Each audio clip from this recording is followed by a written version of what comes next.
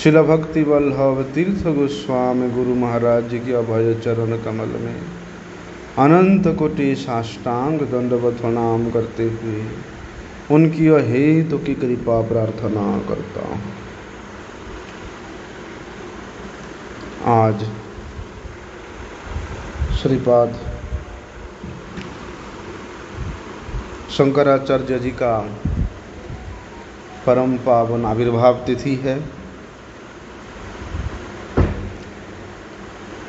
शंकराचार्य जी ऐसे समय में प्रकट हुए थे जब ये संपूर्ण भारतवर्ष में महात्मा बुद्ध के द्वारा आचरित और प्रचारित धर्म को लोगों ने विडंबना पूर्वक अधर्म के रूप में उसका प्रचार करके उसी अधर्म रूपी, अनाचार रूपी, व्यभिचार रूपी, अन्याय धर्म में इस जगत को परिप्लुत करते थे।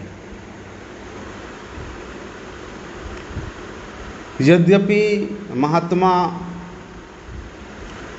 बुद्ध देव का आविर्भाव होने से पहले भारतवर्ष में आर्य जाति का अनेक भावों में विभाजन हो करके वे लोग अनेक रूप से विकृति संपन्न धर्मों को लोग पालन करते थे।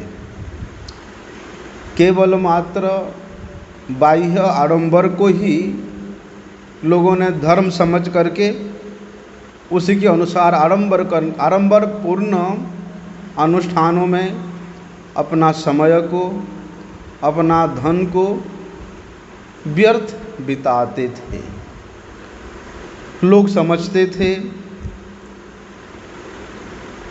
कि मुक्ति प्राप्त करने के लिए ना तो योग की अवलंबन करना पड़ेगा और ना ही तप की आवश्यकता है, उसके बिना भी लोग मुक्ति प्राप्त कर सकते हैं। शाक्य धर्म का इतना अधिक प्रचार था, वाम मार्ग का इतना अधिक प्रचार था कि जीव जंतुओं का बलिदान देना, पशुओं को बलि देना ही धर्म समझा जाता था। लोगों ने वेद के, पुराणों के शिक्षा को भूल करके मनुष्य तक को बलि देने के लिए कुंठित नहीं होते थे, बल्कि संपूर्ण देश में अनाचार, व्यभिचार रूपी जो बाजार है वो गर्म हो रहा था। लोगों ने केवल मद्य, मांस, मछली और मैथुन क्रिया को ही मनुष्य जीवन का प्रधान धर्म के रूप में प्रचार करते थे। ऐसे समय में शंकराचार्य जी इस जगत में प्रकट होते हैं। देखा जाए तो शंकराचार्य जी के प्रकट तिथि को लेकर के अनेक इतिहासकारों ने अपने अपने मत के अनुसार उस तिथि का स्थापन किया है, लेकिन सभी के मत में विडंबना पूर्वक बड़ा मतभेद देखा जाता है। लेकिन कुछ इतिहासकारों ने मीमांसा करके ये निष्कर्ष निकाला है कि शंकर स्वामी संवत 845 विक्रम और सन 788 में वे इस धराधाम में प्रकट होने का वास्तविक समय निर्धारण करते हैं। बोलते हैं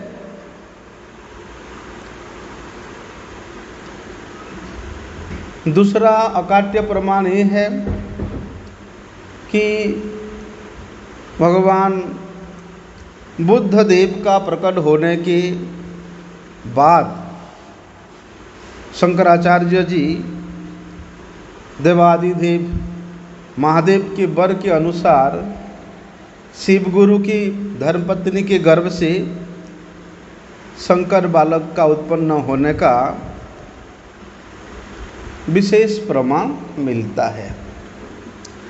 भगवान शंकर के वरदान से ही स्वयं भगवान शंकर ही शंकर बालक के रूप में, शंकर स्वामी के रूप में इस धराधाम में अवतीर्ण हुए हैं। इसलिए उस बालक शंकर को ही भगवान शंकर के विभूति समझ करके उनका नाम भी शंकर ही रख दिया गया था। अभी क्या हुआ, शंकर जी दिन ब दिन बढ़ने लगे। जिस प्रकार से शुक्ल पक्ष की चंद्रमा बढ़ते बढ़ते पूर्णिमा की ओर प्रस्थान करता है, ठीक उसी प्रकार माता पिता शंकराचार्य जी की, अभी तो शंकर है, बालक शंकर के माता पिता अपने बढ़ते हुए पुत्र को देख करके बड़े प्रसन्न होते थे। बोलते हैं शंकर के बाल्यकाल के समय से ही उनके मुखमंडल को देख करके एक प्रकार के एक अद्भुत तेज प्रकट होता था। उसके बाद तो बहुत थोड़े ही दिनों में शंकराचार्य जी ने एक असाधारण प्रतिभा को प्रकट करना प्रारंभ किया। तभी से ऐसे असाधारण के प्रत्येक क्रिया में असाधारणता रूप क्रिया देखने को मिलता था। तो उस अद्भुत कांड को देख करके प्रायशः सभी लोग विस्मित हो जाते थे, मुक्त हो जाते थे, और माता पिता भी अपने पुत्र को इतना अल्प समय में, अल्प वयस में इस प्रकार प्रतिभा संपन्न देख करके वे अपने पुत्र शंकर का अध्ययन कराने के लिए लगा दिया। इसके बाद क्या होता है, शंकर बड़े मनोयोग के साथ पढ़ना लिखना प्रारंभ करते हैं और कहते हैं अपनी असाधारण मेधा और प्रतिभा के फल से वे बहुत थोड़े दिनों में प्राय अधिकांश समस्त शास्त्रों को पढ़ लिया। शंकर दिग्विजय में तो ऐसा लिखा है कि शंकराचार्य जी ने 8 वर्ष के आयु में कठिन से कठिन दर्शन शास्त्रों को समझ करके उनके प्रत्येक सूत्र में व्युत्पत्ति करने लग गए थे। तो इस प्रकार बालक शंकर की असाधारण मेधा शक्ति को देख करके, उनके अद्भुत प्रतिभा को देख करके उनके विद्यालय के उनके जो गुरुजन है, सहपाठी जन है, बोलते हैं वे आश्चर्यचकित हो जाते थे। और साधारण लोग तो उनको एक साधारण बालक के रूप में नहीं देखते थे। वे सोचते थे ये बालक में अवश्य कोई ना कोई दैवांश है। इसलिए सभी लोग उनको श्रद्धा की दृष्टि से देखते थे। इसी समय जब शंकर ने 8वें वर्ष में पदार्पण किया तो कुछ मर्यादा के अनुसार ब्राह्मण बालक है तो उनका उपनयन संस्कार किया गया। अभी उपनयन के समय में उनके जितने भी सजातीय लोग हैं वे कह रहे थे, क्या कहते थे कि अरे शंकर का जन्म तो वार्धक्य में हुआ, माता पिता वृद्धावस्था में शंकर को जन्म दिया, ऐसा लोग कहते थे। लेकिन शंकर का जन्म माता पिता के वार्धक्य अवस्था में हुआ था, ऐसा कहना ठीक नहीं है। लेकिन पीछे जब सब लोगों ने उपनयन संस्कार कार्य को देखा और उसमें योगदान दिया तो फिर उन दूसरे लोगों का जो भी आपत्ति था वो आपत्ति उपशम होता है। इसी प्रकार बालक शंकर की प्रतिभा दिन ब दिन अधिक अधिक बढ़ने लगता है। चारों ओर बालक शंकर की अद्भुत बुद्धि और प्रगाढ़ शास्त्र ज्ञान का चर्चा होने लगता है। परंतु इसी समय बालक शंकर के जो पिता है शिव गुरु, पंडित शिव गुरु, उनका देहांत हो जाता है। और पिता की मृत्यु के बाद तो उनकी माता कामाख्या देवी और शंकर बड़े दुखी हुए। इसके बाद पितृ श्राद्ध इत्यादि सब करके शंकर और माता दोनों बड़े दुखी होकर के अपने दिन व्यतीत करने लगे। लेकिन बचपन से ही शंकर का संसार के प्रति विरक्ति भाव तो था ही, संसार से उदासीन भाव था ही, वैराग्य भाव था ही।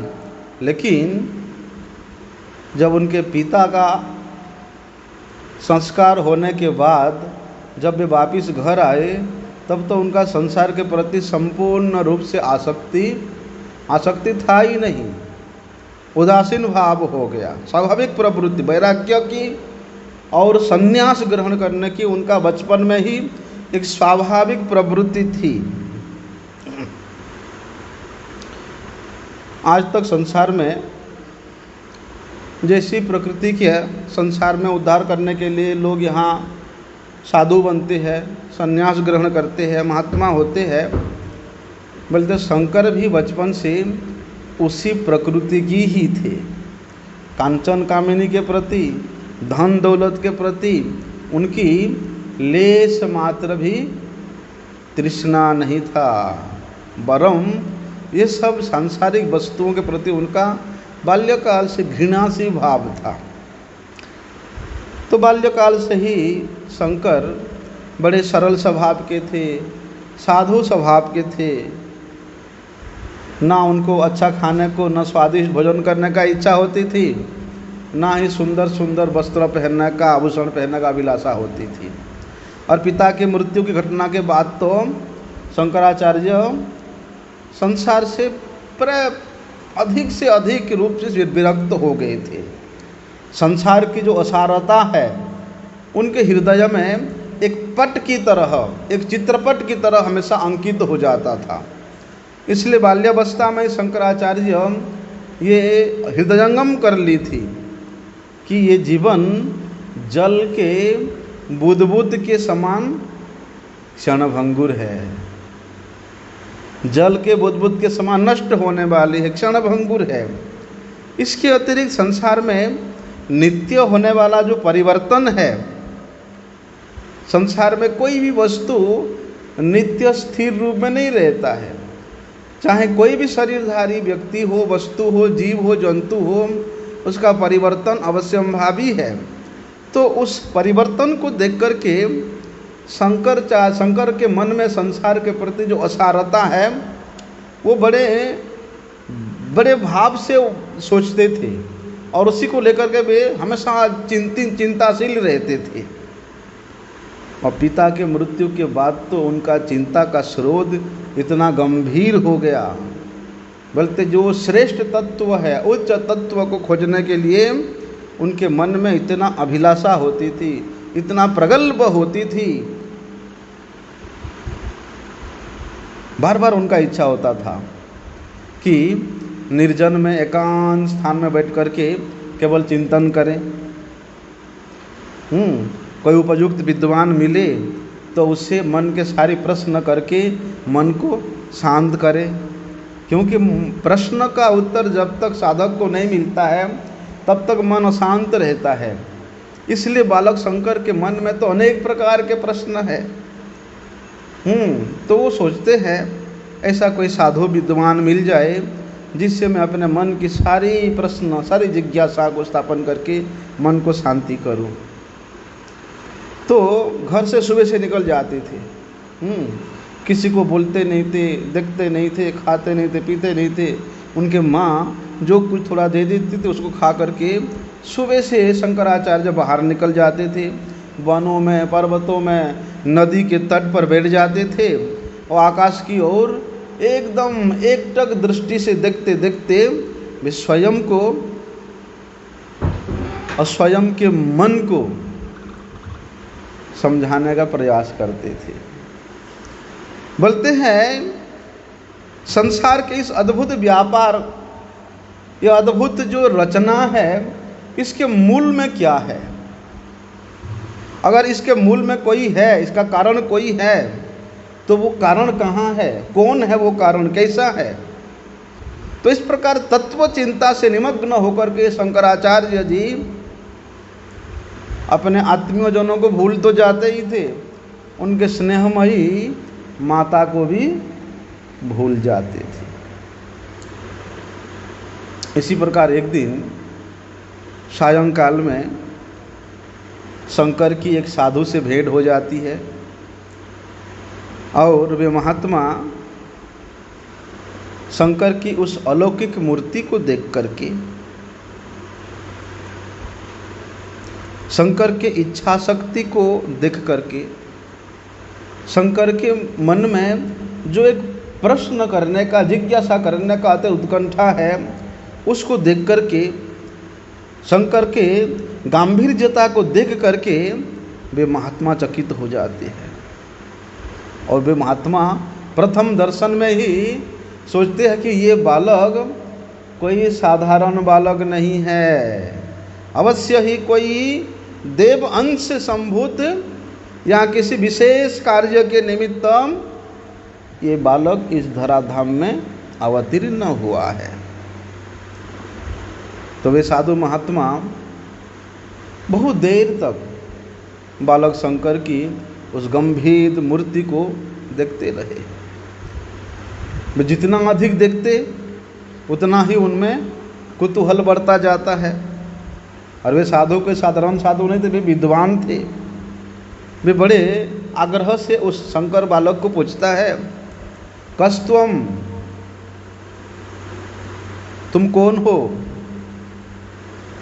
तो बालक शंकर मृद मृद हंस करके कहते हैं, न जाने मैं कौन हूँ, मैं खुद नहीं जानता हूँ। तब वो साधु ने बालक शंकर के मनोभाव को समझ लिया और कहा, क्या बालक, क्या तुम सचमुच अपने आप को नहीं जानते हो कि तुम कौन हो? शंकर फिर मुस्कुरा करके कहते हैं, नहीं महाराज, मैं नहीं जानता कि मैं कौन हूँ। क्या कृपा करके आप मुझे कोई ऐसी युक्ति बताएंगे जिससे मैं जान सकूं कि मैं कौन हूँ? तो वो साधु कहते हैं, साधु उस बालक के बात को सुन करके दीर्घ निश्वास छोड़ते हैं और कहते हैं, बालक, यही तो जगत के जीवन का सार तत्व है कि मैं कौन हूँ।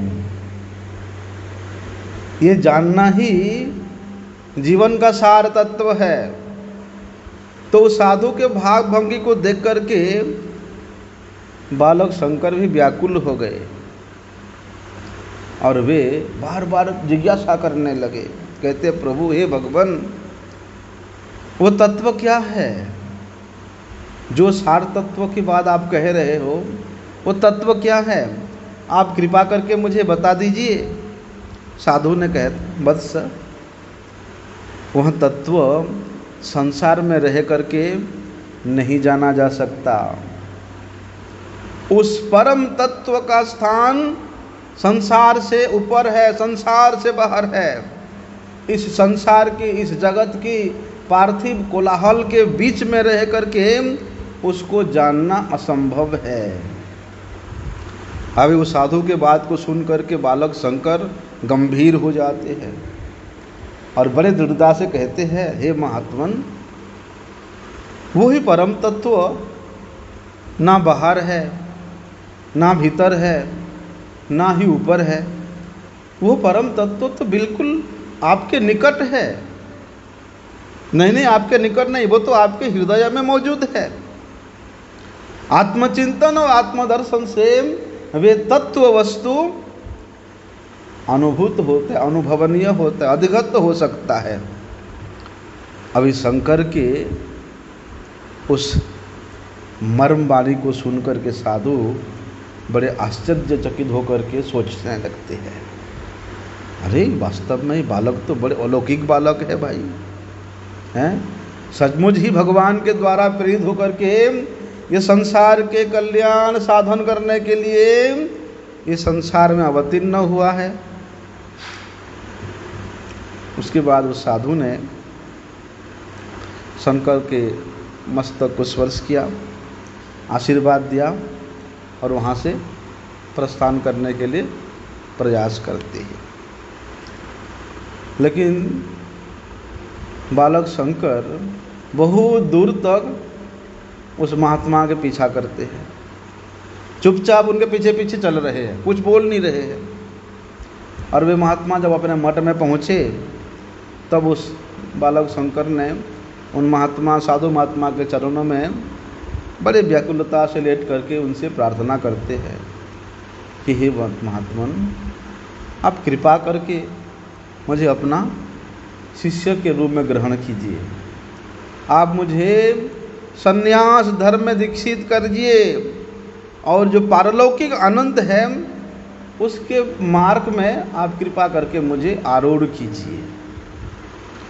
तब ये साधु और भी आश्चर्यचकित होकर के कहते हैं, मैं तुमको क्या शिक्षा दूँ हैं? मैं तुमको किस धर्म में दीक्षित करूं? तुम तो बहुत शीघ्र तुम्हारे चरणों में मेरे जैसे बड़े बड़े महात्मा, बड़े बड़े अनेक शिष्य तुम्हारे चरणों में लोटपोट होते हुए, प्रणिपात करते हुए देखने को मिलेगा। लेकिन साधु के बात को सुन करके बालक शंकर निरस्त नहीं हुए और कहते हैं, वे बार बार व्याकुल होकर के वे साधु महात्मा के चरणों में प्रार्थना करते हैं कि हे भगवान, आपको तो मुझे दया करनी ही होगी, मैं किसी प्रकार से आपका पीछा छोड़ने वाला नहीं हूँ। जब तक आप मुझे कृपा नहीं करोगे, जब तक आप मुझे शिष्य के रूप में ग्रहण नहीं करोगे, जब तक आप मुझे संन्यास धर्म में दीक्षित नहीं करोगे, तब तक मैं आपका पीछा छोड़ने वाला नहीं। अभी शंकर के बात को सुन करके वे विरक्त साधु कहते हैं कि वत्स, मेरे पीछा छोड़ के तुमको क्या मिलेगा, क्या लाभ होगा? तुमने स्वयं ही कहा है ना कि वे जो परम तत्व है, वे जो अमर तत्व है, वे अपने अंदर ही मौजूद है। तो बाहरी भाव से, बाह्य भाव धारण करके मेरे पीछे पीछे घूमने से क्या फायदा, क्या मिलेगा? लेकिन बालक शंकर उस साधु के बात को सुन करके और अधिक गंभीरता के साथ और अधिक उत्साह के साथ, श्रद्धा के साथ उस साधु महात्मा के चरणों में गिर पड़ते हैं। तब ये साधु बड़े विनम्र भाव से शंकराचार्य जी को कहता है, वत्स, अभी तो तुम छोटे बालक हो, संन्यास धारण करने का तुम्हारा अभी समय नहीं हुआ है, वयस नहीं हुआ है। इसके अतिरिक्त तुम्हारे पिता नहीं है, ना कोई तुम्हारा कोई उपयुक्त भ्राता है, ना ही कोई कुटुंबी जन है।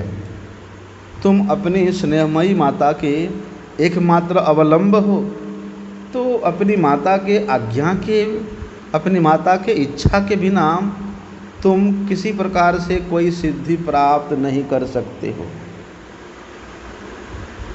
इसके सिवा संन्यास धर्म तो बड़ा कठिन धर्म है। संन्यास धर्म को निभाना, संन्यास धर्म को पालन करना बड़ा कठिन धर्म है।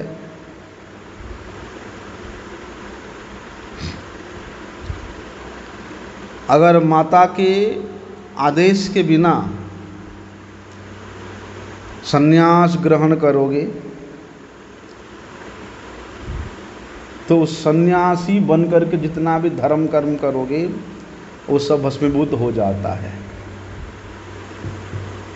माता को दुखी करके, माता के अनभिप्राय से सन्यास तो क्या, सभी प्रकार के धर्म कर्म भी भस्मीभूत हो जाता है। लेकिन वो साधु के बात को सुन करके बालक शंकर बड़े मर्माहत होते हैं और वे वहाँ भूमि पर गिरे हुए बैठ करके बार बार अपने हृदय से वे प्रश्न करने लगते हैं कि मैं कौन हूँ, मैं कौन हूँ। वे साधु तो वहाँ से चले जाते हैं। इस प्रकार शंकर को कह करके साधु वहाँ से चले जाते हैं, लेकिन शंकर वहीं बैठ जाते हैं, मैं कौन हूँ, मैं कौन हूँ। इस प्रकार मग्न हो करके वे वहाँ पर आत्मबोध नाम का एक अमूल्य ग्रंथ तक रचना कर डाला। इसलिए शंकराचार्य जी का जितना भी कृति है उनमें से आत्मबोध नाम का जो ग्रंथ है एक विशेष ग्रंथ है। उसी छोटे वयस में वहीं बैठे बैठे चिंतन करते करते आत्मबोध नामक ग्रंथ को रचना कर डाला। अभी वहाँ ध्यान करते करते बहुत रात्रि हो गया और वे रात्रि तक एकदम समाधिस्थ है, समाधि में बैठे हुए हैं।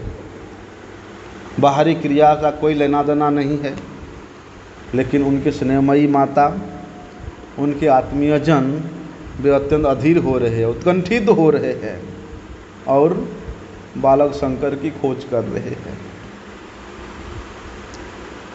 अंत में गांव के गली गली में, नदी के तट में, पर्वतों के तलहटी में, सब जगह में घूमते हैं, कहीं दिखाई नहीं दिया। तब बड़े जोर जोर से चिल्लाते हैं, शंकर, अरे ओ शंकर।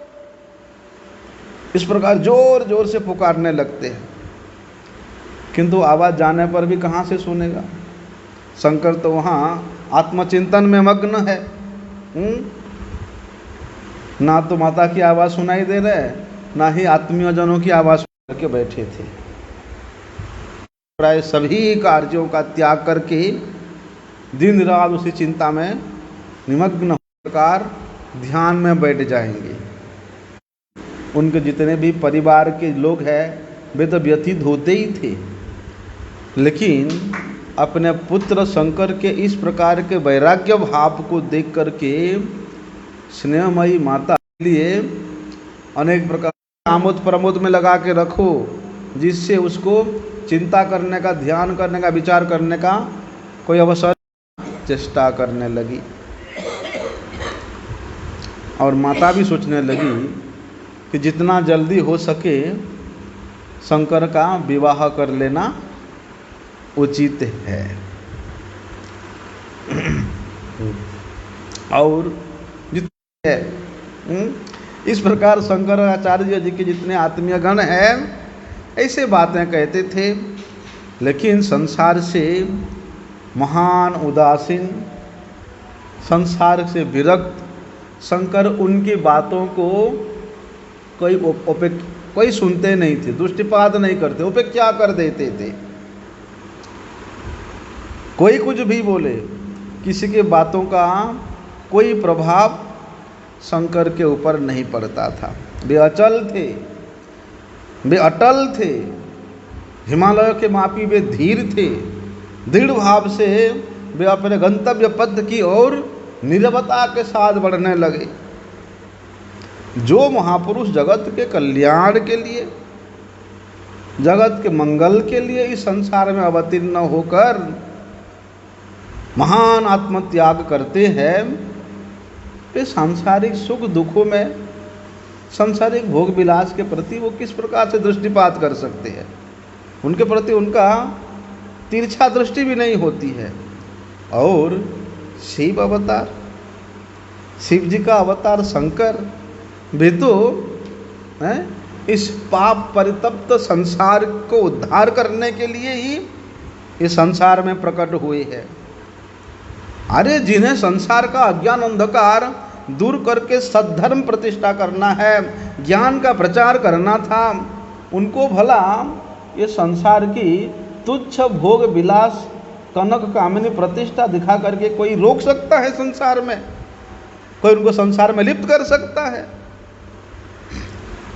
लेकिन उनके स्नेहमयी जननी और अपने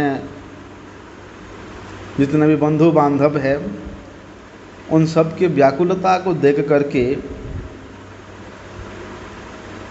शंकराचार्य बड़े दुखी होते थे और सोचते थे, अपने आप को एक पिंजरा में बद्ध पक्षी के समान समझते थे कि ये आत्मीय स्वजन बंधु बांधव के प्रेम रूपी पिंजरा में मैं बंधा हुआ हूँ। दिन रात शंकराचार्य यही सोचते थे, यही चिंतन करते थे कि किस प्रकार ये संसार के कारागार से मुक्त होकर के स्वाधीन जीवन व्यतीत किया जाए, किस प्रकार संसार के अज्ञान अंधकार को दूर करके उसे महामुक्ति के पथ का दर्शन कराया जाए, ऐसा हमेशा सोचते थे। उस समय क्या हुआ था, बौद्ध धर्म का इतना अधिक प्रचार था,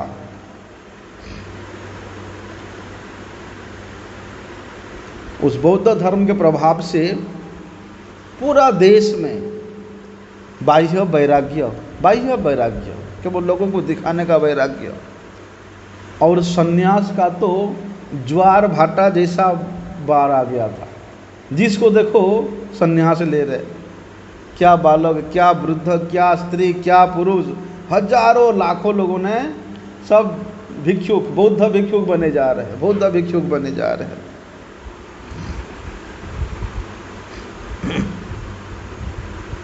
सब भ्रमित है।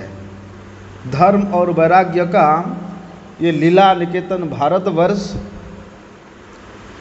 समुद्र हिमालय पर्यंत वैराग्याश्रमी बौद्ध श्रवण और भिक्षुओं के संन्यास आंदोलन से ये आलोडित हो रहा था। ऐसी दशा में शंकर के आत्मीय गणों, शंकर के माता को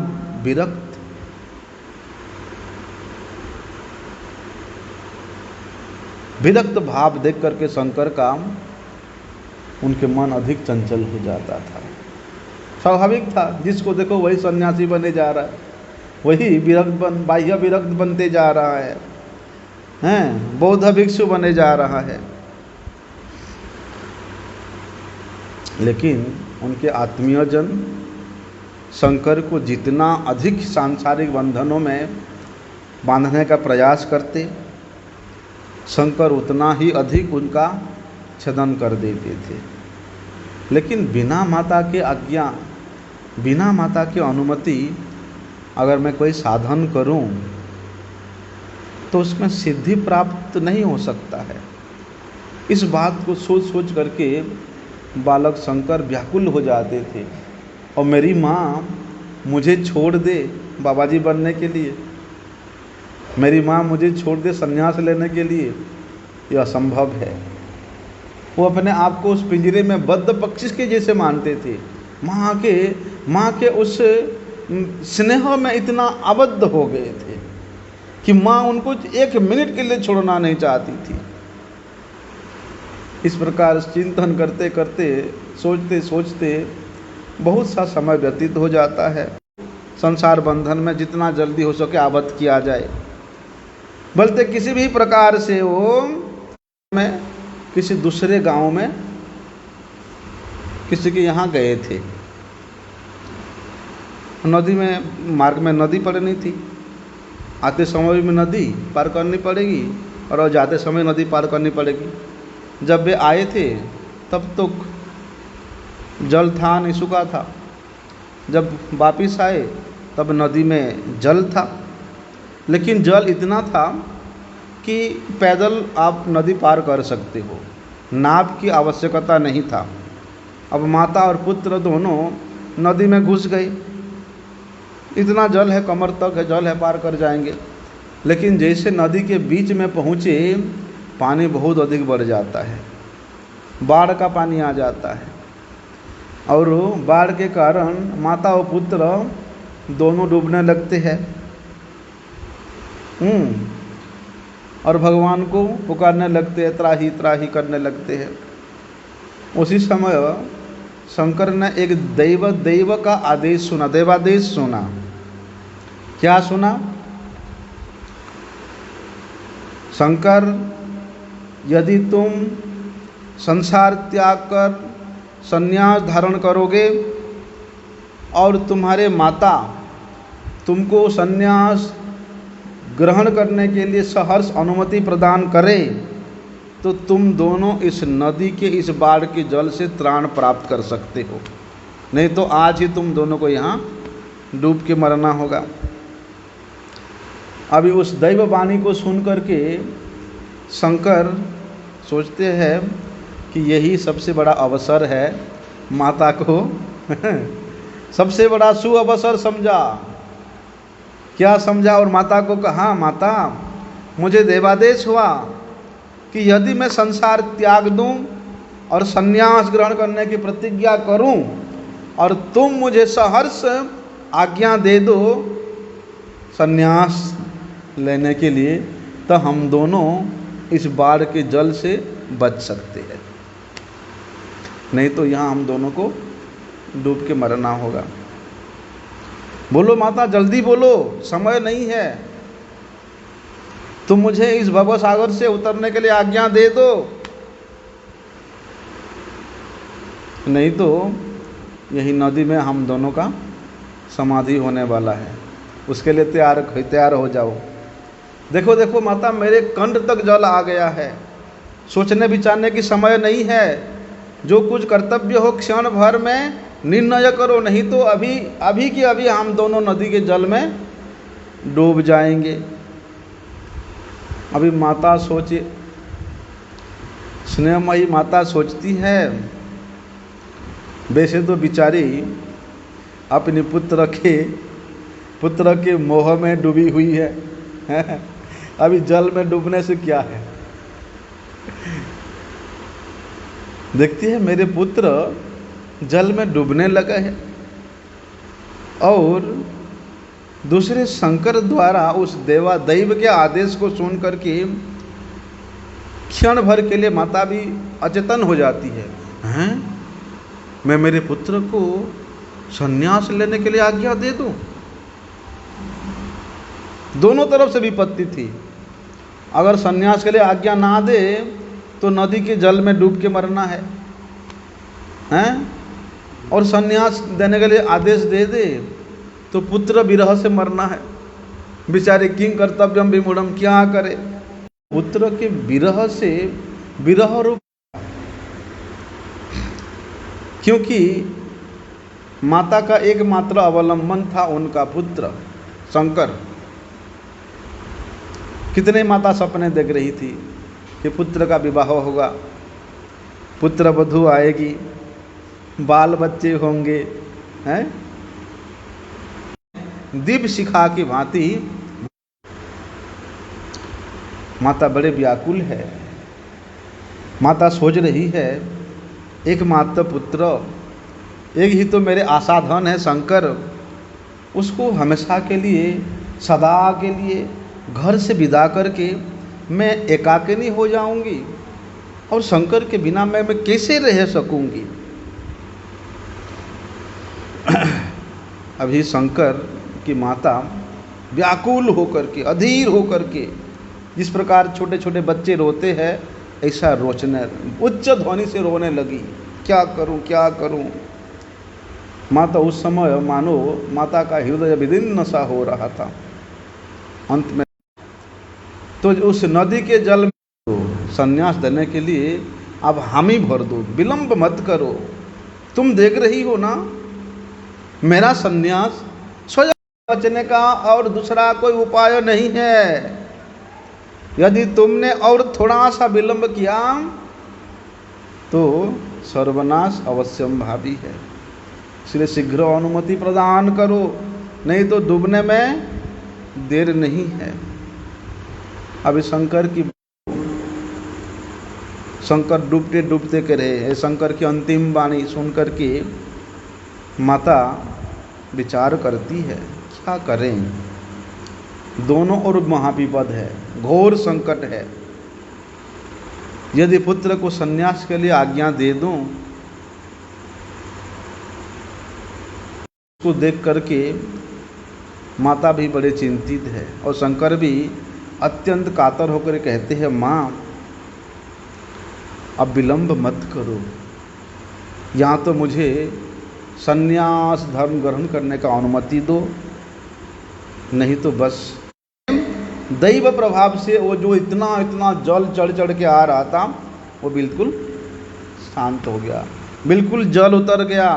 वो बाढ़ कहाँ चला गया, वो नदी का इतना प्रवाहित पानी कहाँ गुम हो गया, पता नहीं चला। तो दोनों माता पुत्र उस नदी से निकल करके सकुशल अपने घर पहुंचते हैं।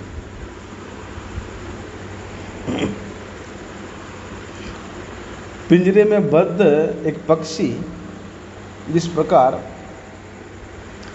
पिंजरे से निकल करके उस आदेश को प्राप्त करके सांसारिक बंधनों से मुक्त होकर के ज्ञानालोक रूपी गगन मंडल में विहार करने लगा। उनको भी जितने भी बंधु बांधव आत्मीय स्वजन है सबको बुलाते हैं और सबसे कहते हैं कि आप सब लोग माता को संभालना, सब लोग माता का देख रेख करना। लेकिन शंकर के माता अपने पुत्र के विच्छेद की भावना से सोच सोच करके वे विह्वल हो जाती है, पागल की भांति उनके नेत्रों से भी अश्रुपात हो रही है।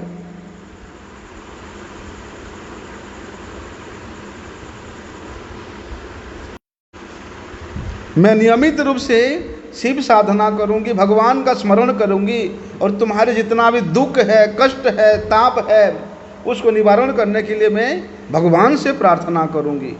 तुम किसी प्रकार के विपद की आशंका मत करो और यदि तुम चले जाओगे, यदि तुम फटे जा रहा है, बात तो सत्य है, बड़ा होता है। जननी जन्मभूमिश्च स्वर्गादपि गरीयसी। क्या करूं माता, भाग्य विधाता ने मेरे भाग्य का विधान को इस प्रकार से गढ़ा है। ना मैं संसार में रह सकता हूं, ना ही मां में होगी, इसमें किसी प्रकार का कोई संदेह नहीं है।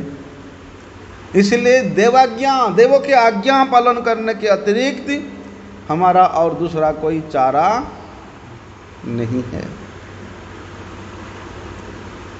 माता, मुझे अब विदा करने में अब सोचो मत, संकोच मत करो, क्योंकि उस दैव प्रतिज्ञा में आबद्ध होकर के हम उसी से किसी प्रकार से मुक्त नहीं हो सकते हैं। उस प्रतिज्ञा को भंग करने के लिए हमारी जितना भी चेष्टा है वो सब व्यर्थ ही होगी। इस प्रकार शंकर ने माता को बड़े मधुर मधुर बातों में समझाते हैं, बुझाते हैं। माता मन में सोचती थी कि देवादिदेव भगवान महादेव का आराधना करके मैं इस अमंगल को टाल दूंगी और मेरे पुत्र भी मेरे साथ आनंद में घर में रहेगा। लेकिन शंकर के बार बार समझाने पर माता सोचती थी, वास्तव में प्रतिज्ञा को भंग करना तो ठीक नहीं है। अगर मैं प्रतिज्ञा भंग करूंगी तो मेरे पुत्र का अनिष्ट ही होगा। और माता सोचती थी, अगर मैं प्रतिज्ञा को भंग करके महादेव जी को प्रसन्न करने के लिए भी जाऊंगी तो महादेव जी कभी भी प्रसन्न नहीं होंगे। ऐसा प्रतिज्ञा भंग रूप विपरीत कार्य करके मैं जब करूं तब करूं, वो सब के सब नष्ट हो जाएगी। इसलिए कुछ भी हो पुत्र को विदा कर देना ही ठीक है। इस प्रकार बहुत सोच विचार करने के बाद शंकर की माता रोते हुए, भर्राए हुए, तुम संन्यास लेने के लिए जा रहे हो, जाओ, किंतु जाने से पहले तुम एक प्रतिज्ञा करके जाओ। पुत्र शंकर ने, मां आज्ञा करो, इस अधम संतान को किस प्रतिज्ञा पास में आबद्ध करना चाहती हो? आज्ञा करो माता। माता कहती है, वत्स, मालूम होता है तुम संन्यास धारण कर फिर कभी घर नहीं लौटोगे, परंतु ऐसा करने से मैं किसी तरह भी अपने प्राणों की रक्षा नहीं कर पाऊंगी। बेटा, तुम्हारे विच्छेद से मैं तो निश्चय ही मृत्यु को प्राप्त करूंगी, इसलिए तुम मेरे निकट एक प्रतिज्ञा करो, तब जाके विदा हो। तब शंकर कहते, माता कहो क्या आज्ञा है? तब आंसू पूछ करके माता कहती है, पुत्र, कम से कम वर्ष में एक बार आकर के तो मुझे दर्शन दे देना। वर्ष में एक बार भी अगर मैं तुम्हारे मुख को निहारूंगा तो उसी से मुझे जीने का कुछ बल मिलेगा, कुछ धैर्य प्राप्त होगा। नहीं तो तुम्हारे विच्छेद से, तुम्हारे अदर्शन से मैं प्राण नहीं रख सकूंगी। अभी माता की बात सुन करके शंकर निरब्ध हो जाते हैं।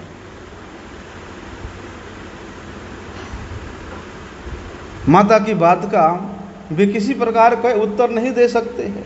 सोचते हैं संन्यास ग्रहण करने के उपरांत फिर लौट करके घर आना, ये तो असंभव है, ये तो धर्म विरुद्ध है। और यदि मैं माता की इस अंतिम वाणी को स्वीकार न करूं तो निश्चय ही माता अधिक दिन जीवन धारण करके नहीं रह सकती। ऐसी अवस्था में क्या उपाय है? अंत में मातृभक्त पुत्र शंकर ने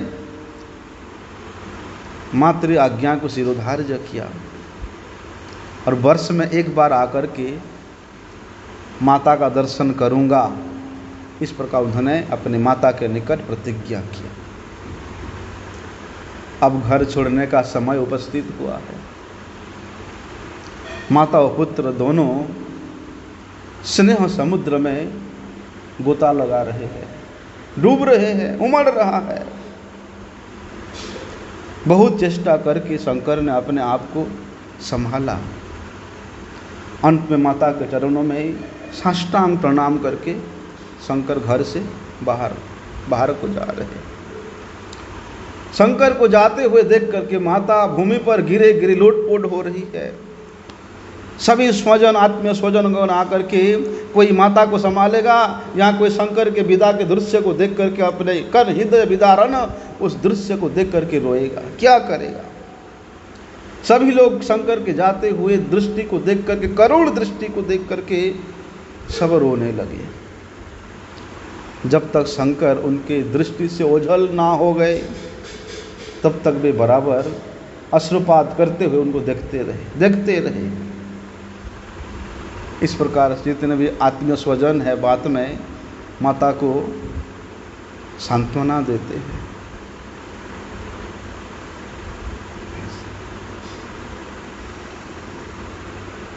शंकराचार्य जी के सन्यास की जो लीला है उसको सुन करके तो हृदय फट जाएगा।